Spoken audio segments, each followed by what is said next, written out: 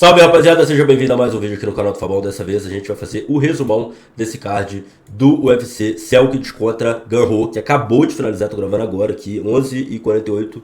Então vamos que vamos, deixa o like, se inscreve no canal. O UFC Vegas 120 entregou muita luta boa.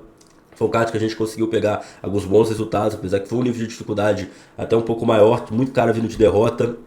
Então, vamos falar. Primeira luta, a gente teve a Gigi Canuto contra a Carol Foro. Cara, quando começou essa luta, assim, eu achei que a Carol Foro ia levar bem na distância ali da trocação. Ela conseguiu ali imprimir um ritmo legal. Aí no outro round, a Gigi Canuto já imprimiu o grappling, então foi um confronto bem de estilos. Só que aí, cara, o gás da Gigi Canuto eu acho que foi diferencial, tá? A Canuto, ela perdeu muito ritmo. Por mais que ela é uma grappler, né? Uma lutadora que tem como predileção botar pra baixo, eu gostei que ela teve bastante desenvoltura em pé, inclusive boa resistência, tomou muito golpe limpo da Carol Foro. Mas aí, cara, no terceiro round foi realmente o determinante, porque a Gigi Canuto, ela é praticamente... Assim, ela não arrumou nada durante os 3 minutos, mas ela consegue botar a Carol pra baixo e dar um ataque no Armlock, que a Carol Foro com muita técnica e, claro, com muita raça, ela consegue escapar ali do Armlock e consegue levar a luta, cara. Eu quero muito mais ver ambas lutando, tá? A Carol Foro e a Gigi Canuto estrearam, né, no maior evento do mundo. A Carol Foro tomou muito pesado, eu gostei muito dela, ela combina muito bem ali, golpes no corpo, golpes na cabeça. A Gigi Canuto, obviamente, ela mostrou ter ali um certo problema no gás, né? Mas é uma lutadora que tem um grappling de excelência, a trocação dela também tem muito assim a crescer. Ela é muito jovem também, então, pô, gostei muito. Acho que uma vitória convincente da Carol Foro foi disputada. Quem levasse o terceiro round leva, e a Carol Foro fez o suficiente, tá? Rapaziada, a segunda luta foi a Juliana Miller contra a Ravena. Só pra explicar também que essa luta da Carol Foro e da Gigi a gente não colocou no vídeo, tá, galera? Porque no momento que eu tava gravando não tava aparecendo, então meio que a gente ficou de fora, tá? Juliana Miller e Ravena Oliveira, vamos falar dessa segunda luta aí, luta feminina também. Cara, essa luta eu nem operei, né? Eu tinha falado que o contexto era bem difícil pelo fato da Juliana Miller ter um cartel 4-4, né? E a Ravena Oliveira tava vindo de 3 derrotas e ainda não tinha batido o peso da última luta, tava pô, em outra categoria. E é o que eu tinha falado, cara. Pra mim a Juliana levava pelo grappling, né? Mas eu não ia operar, acabou dando certo, né? Acabou que a Juliana venceu. E assim, cara, a Ravena, não sei, cara. Eu acho que só não dá, entendeu? Eu acho que o nível do UFC é um pouco a mais do que ela tá desempenhando. Então, muito possivelmente a gente vê a Ravena sendo dispensada, tá? É o que eu acho. A Juliana fez o dever de casa, tava melhor na trocação, na distância. Ela não tem um jogo tão bonito de se ver, né? Ela literalmente tava tentando encurtar a qualquer custo contra a Ravena, levar pro clinch e botar pra baixo. Então, no primeiro round ela venceu sendo mais controladora, no segundo ela fez um grappling ofensivo, aí uma vez que ela botou pra baixo ela conseguiu a finalização. Então, uma vitória com muito mérito da Juliana Miller, mas não tinha muito que a gente operar nessa luta. Aí na terceira foi o Miles Jones contra o Yanni Vasquez, lutador mexicano. Cara, nessa luta a gente pegou o Green, eu até enviei lá no grupo, né, que é a vitória do Miles Jones. E cara, era um cenário muito bom, porque o Miles Jones ele vinha de 3 derrotas, mas é aquela parada que eu sempre bato. Foram 3 derrotas pra quem? E aí foi contra Felipe Lima, teve outra contra o Matsumoto, teve decisão dividida. Então ele é um cara que ele tava perdendo pra cara duro. E não tava perdendo, assim, sei lá, sendo nocauteado e tal. Perdendo, entregando luta boa. Ele enfrentaria o irmão do Raul Rosas, que acabou tendo que sair da luta, aí o Yanni Vasquez pegou a luta, né, de última hora na categoria de cima. Essa luta foi de peso pena, tá, galera? Até 66. O Yanni Vasquez é originalmente lutador de peso galo, 61. E o mercado tava abrindo o ODD 1.50, 1.60. Então, assim, a gente teve que pegar esse Miles Jones. Foi um nocaute no primeiro round. Ele até meio que toma um knockdown, assim, que eu fiquei meio em dúvida se foi um knockdown ou um escorregão. Mas uma vez que ele encontrou a distância, ele conseguiu o nocaute, que pega ali um direto de encontro. Eu até achei que o Miles Jones ia botar pra baixo, que seria a zona de conforto dele. Mas ele quis ir pra trocação, se garantiu. E muito bom, vitória com muito mérito aí do Miles Jones. Galera, a próxima luta aqui foi o Manuel Souza, o Mano Mito, contra o Rich Miranda. Vou te falar que foi a luta que eu mais me surpreendi, pra mim, a luta da noite. O Rich Miranda é muito duro, muito casca grossa. Eu esperava que ele fosse arrefecer, né? Eu esperava que o Mano Mito ganhasse via nocaute. Mas um jogo muito impositivo de grappling, tomou muita pancada, tomou muito low kick. O primeiro round ele ganha bem, né? Ele ganha bem administrando a distância e aí no final do round ele consegue roubar, porque ele consegue derrubar o Mano Mito e ali no ground and pound fazer um ground and pound efetivo. O Mano Mito no segundo e no terceiro round subiu de produção, subiu o nível, botou mão dura, botou muito golpe no corpo do Rich Miranda, além dos chutes que eu já tinha citado. E aí o Mano Mito, meu irmão, uma vez ali que ele conseguiu achar a distância, ele fez aquele jogo burocrático. Ele acertou boas mãos no Rich Miranda que ele poderia até ter acelerado, sabe? Às vezes tendo nocauteado, mas o Mano Mito, como ele já tinha perdido o primeiro round, eu acho que ele quis ser um pouco mais prudente e garantir ali mais conservador. Eu achei completamente coerente, eu acho que foi uma postura que ele teve um bom QI de luta, ele escutou bastante os corners. Se você for ver ali no intervalo do primeiro pro segundo e do segundo pro terceiro, foi literalmente o que o corner pediu, ele tava falando, ó, chuta e quando ele vier, pô, sai do clinch, mantém essa luta no centro e vai soltando combinação, mas sempre não deixa de chutar. E, cara, o Mano Mito cumpriu a estratégia determinada pelo corner, foi uma luta muito legal de se assistir. Eu gostei muito da vitória do Mano Mito, mas ressalto que o Rich Miranda é um cara que eu gostei muito, cara. Gostei muito e eu acho que a gente vai pegar bastante green com ele, tá? Gostei bastante da performance dele, mas a leitura era que era o Mano Mito ganhar, a gente acabou pegando green nessa luta aí, beleza? Luiz Cedelete contra o José Montanha, esse foi o primeiro head que eu tive aí do card. Apesar de que eu tinha colocado meia unidade, né? Eu coloquei no bingo pra essa luta não chegar até a decisão, né? A luta acabou com nem 2 minutos de luta, mas eu tinha pegado o Luiz Sanderland. Por quê? Cara, eu não curto o Sanderland, mas aquilo, o José Montanha, problema do José Montanha é que eu não tinha tanta informação dele, cara. Tentei achar muito material na internet, mas ele tinha um tapology bem, assim, com poucas lutas de adversários de qualidade. Como eu disse no vídeo de análise, ele não tinha luta contra nenhum adversário com 3 lutas ou mais. Isso dificulta bastante a análise, né? Então, o José Montanha, gostei muito da estreia dele. Assim, uma vez que ele no clinch fez a cadeirinha ali, né? Botou pra baixo, o Lúcio Delente começou a fazer uma força brutal, o Montanha só literalmente girou ele. Aí uma vez que a luta ficou pra baixo ali, né? O Montanha, enfim, só controlou e uma vez que botou os ganchos, parou o frango, conseguiu a vitória por finalização. Foi uma vitória bem convincente do Montanha. A próxima luta foi o Jano Gozai contra o Brunão. E assim, cara, eu nem vou perder muito tempo nessa luta, tá? Eu falava que essa era uma luta muito difícil, porque o Brunão veio de derrota, né, pro Navajo. O Diar, apesar de ter ganhado a última luta contra o Rafael Bipolar, ele tava com 2 derrotas, ele tava com um cartel bem negativo no UFC. Mas assim, cara, eu não sei o que tá acontecendo com o Brunão, cara. Se ele perdeu a confiança no jogo dele, tô achando ele muito lento, previsível. Cara, ele nem tentou, assim, sabe? Ele se perdeu na distância, ele não tentou botar pra baixo. O clinch dele, ele tava sendo desvencilhado toda hora. Muito lento, cara, muito lento. Não sei se ele sentiu corte de peso, o que tá acontecendo com o Brunão. O fato é que ele chega a 3 derrotas consecutivas. A única vitória que ele tinha no UFC foi contra um cara que já foi dispensado. O Brunão corre sérios riscos de ser dispensado do UFC, tá, galera? A verdade é essa. E pro Diário Gozai, cara, eu acho que foi a melhor luta dele. Ele fez uma luta muito sólida, ele praticamente não tomou dano nenhum. Uma vez que ele encontrou a distância, ele conseguiu imprimir seu ritmo. E, cara, é isso. O Gozai performou muito bem, mas essa luta aí do Brunão, eu tinha falado que eu achava que o Brunão poderia ser uma boa opção de zebra. Eu vou considerar como head aqui, apesar de eu não ter colocado o Brunão em nenhuma unidade minha. Eu coloquei ele no troco só no bingo. Mas essas 2 lutas aí do Montanha e do Brunão foi as 2 que deu ruim aí do card preliminar aí pra gente, tá? Steven Espino, Guilherme Pet, mais uma luta de peso pesado. Essa luta foi uma luta muito estranha pra mim na minha leitura, tá, galera? Peço desculpa, inclusive, que eu tô gripado aqui, nariz tá osso, mas vamos desenrolando. Cara, por que eu achei que uma luta difícil? Porque eu achei que era uma luta completamente ganhável pro Guilherme Pet no primeiro momento. A gente teve um green, um red nessa luta, eu considerei a vitória do Steven Espino, né? Eu tinha falado que pelas últimas performances o valor seria o Steven Espino. E, cara, eu coloquei pra luta não chegar até a decisão, cara. E é um palpite que não veio, tá? A luta acabou chegando até a decisão. Mas assim, cara, meu irmão, primeiro round o Pet tomou knockdown, segundo round o Espino tomou knockdown. Os dois tomaram golpes limpos, assim. No terceiro round o Espino deu uma canelada que o Pet engoliu com tudo, não caiu. Aí depois teve a guilhotina que o Espino deu no Pet, o Pet não foi finalizado. Cara, teve de tudo, meu irmão. Assim, a leitura eu acho que foi, assim, interessante, mas não era o dia, meu irmão. Os dois tomaram knockdown, teve tentativa de finalização, teve golpes limpos claros.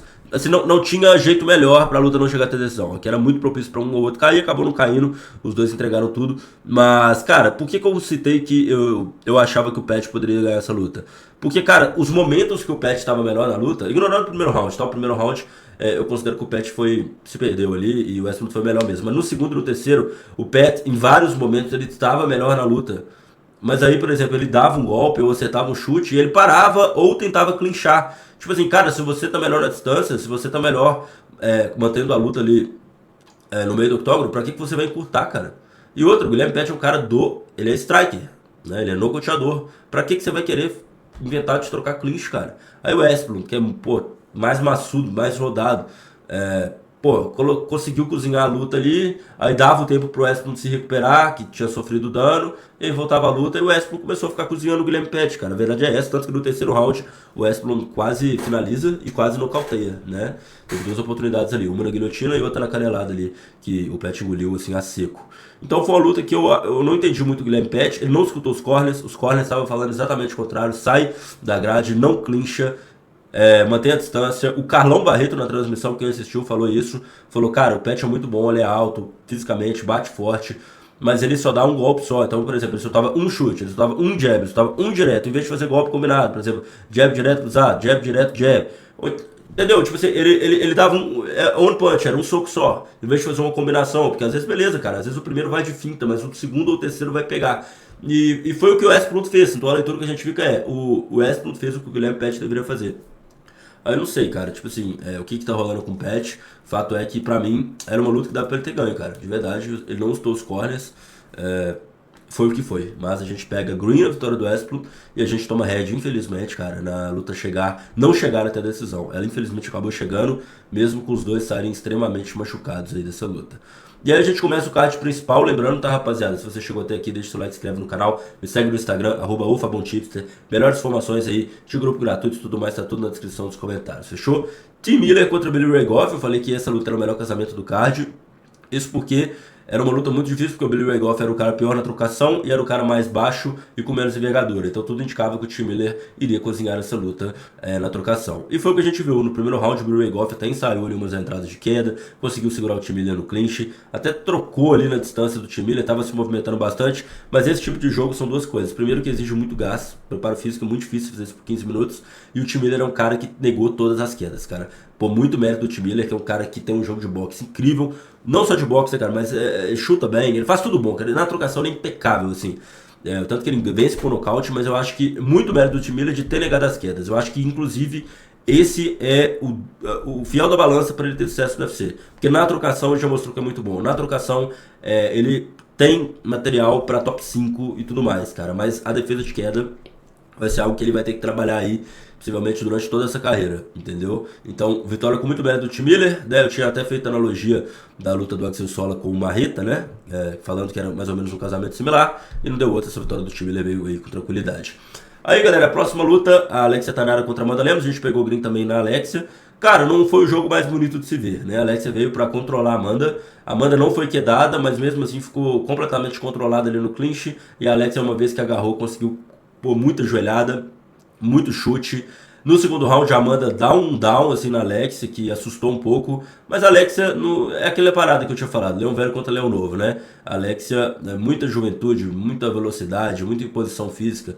E a Amanda, cara, se fosse a Amanda de antes, eu vou te falar que ela ganhava da Alexia, cara. É o que eu sinto. Mas já tá com quase 40, né? Quilometragem muito rodada, então fica bem difícil, né? Então a gente pega green nessas duas lutas do card principal. A primeira é Tim Miller e a segunda é com a Alexia Tainara. A terceira luta, nem tenho o que comentar, a luta durou 35 segundos. Se eu falei que a Amanda Lemos está com a quilometragem rodada, já está com quase 40, o Darrell Elkins fez a luta de despedida, 42 anos de idade, quilometragem rodadíssima, foi a 31ª luta dele, eu acho, né, que falaram na transmissão.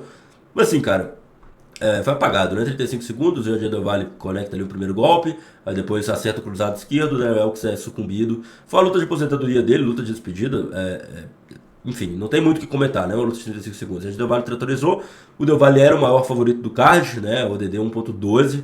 Assim, eu tava com ele pra ganhar, eu duplei ele com o Alexia Tanara, apesar de ser um áudio muito baixo, porque realmente ele era o meu favorito, enfim, foi o que foi, não tem como comentar uma luta de 35 segundos. Aí a próxima luta, Diego Ferreira, CDF contra o Billy Quarantilho, foi uma luta muito boa de CDF, o Quarantilho no primeiro round, assim, parecia que ia ser um domínio do CDF, ele propôs luta, eu acho que o Quarantilho ele cresceu mais de produção no terceiro round, foi o melhor round dele. Mas o CDF, cara, foi bem melhor na distância. Eu senti que o CDF em alguns momentos poderia ter acelerado mais, sabe? Acertou muitas boas mãos e o Quarantilho estava acusando todos os golpes que ele recebia. O CDF estava bem melhor em pé. No chão também conseguiu ótimos momentos, chegou a pegar as costas do Quarantilho e tudo mais. Foi uma luta que os dois primeiros rounds o CDF ganhou, né? No terceiro o Quarantilho foi um pouco mais... pelo menos no final do round ele foi um pouco mais incisivo. Então assim, o CDF fez o suficiente, mas como eu disse, era uma luta pouco confiável, né? Mas eu acreditava que o CDF ia ganhar. Mas eu não vou levar em consideração essa, porque realmente eu não operei, tá, galera? E aí a luta principal, William Selkit contra Matheus Gamrot. Cara, assim, o que falar dessa luta? Eu achava que o Selkit ia ganhar, né? Igual eu falei claramente pra vocês. Porque pra mim o Gamrot necessariamente precisava de colocar pra baixo. Mas eu sou honesto o suficiente pra falar que eu não esperava sobre uma medida o Selkit ganhar finalizando o Gamrot. Ou seja, ganhar na zona de conforto do grappler. Né? O Selkit, todo mundo sabe que a principal característica é o strike, ele vinha de vários knockouts, principalmente knockouts no primeiro round, e ele finaliza um cara na especialidade dele, né? O Ganrot, como eu disse, ele nunca tinha sido nocauteado na carreira, ele nunca tinha sido finalizado, só o Charles do Bronx que finalizou ele no último card. Então acho que sim, o Celtics demonstrou que tá na prateleira do mais alto nível, pediu um top 5, tá galera? Pediu um top 5. E lembrando, os top 5 atuais são Ilia Topuria, Charles do Bronx, Armand Tsarukyan, Paddy Pimblett e Max Holloway. A gente sabe que o Charles do Bronx possivelmente não luta pelo falecimento do puro osso. A gente sabe também que o Armand Tsarukyan tá com luta marcada contra o Ruff e o Ilia Topuria talvez não volte. Tá, o Ilia Topuria talvez não volte porque tomou muito dano da última luta, tá em recuperação, envolveu o olho ali, que é uma parada um pouco mais complexa. Então, muito possivelmente, a gente pode ver o Kulan Celkic com luta marcada ou contra Max Holloway, tá? Ou contra o Paddy Pimblett, tá? Essa categoria do peso leve é muito cara bom, muito tubarão, mas assim, cara, tô realmente impressionado com o Celkic, porque eu esperava a vitória dele, quem assistiu o vídeo lembra, mas finalizando o Ganrot, que é a especialidade do cara botar pra baixo, foi assustador. Ele já chega, 1 minuto de luta, já dá um knockdown no Ganrot, acerta o chute, o Ganrot, nega ali as finalizações do Ganrot, né, que foi ali o ataque do joelho, o ataque no pé, e cara, em pé ele já tava dominando, mas no chão, meu irmão, o cara deu um apavoro, pegou as costas, botou o gancho, começou a trabalhar a mão dura e pegou no mata-leão, cara. Bizarro. Muita dominância, muita força física, um cara bom de porrada e agora que demonstrou que é bom de chão também. Então o cara que tá pronto, né? É hora de alçar voos maiores. Parabéns pro Kulan Celkic, a gente pegou o green nessa luta também. Então é isso, rapaziada. Vídeo encerrado. Esse foi o resumão do UFC Vegas 120. Card bacana de assistir. Muita luta boa. Essa luta feminina da Carol Furo da Gigi Caruto foi muito boa. A do Mano Mito com o Rich Miranda foi muito legal. Do Espino do Pet também, os dois saíram na mão à vera. Pô, teve knockdown no primeiro, knockdown no segundo, quase finalização no terceiro. O Tim Miller também, pô, muita contundência, jogo em pé, foi um nocaute muito bonito. E a Jay Del Valle deu um nocautaço, a luta acabou em menos de 1 minuto. Ferreira, o CDF, né, e o Corinthians também, não foi uma luta tão empolgante assim, mas foi uma luta que os dois mostraram muito coração. E o Kulan Celkic, cara, é aquilo, a gente pode estar vendo uma estrela em ascensão. Na verdade a gente tá vendo, né? Então, o UFC Vegas 120 tá entregue, vamos que vamos, valeu!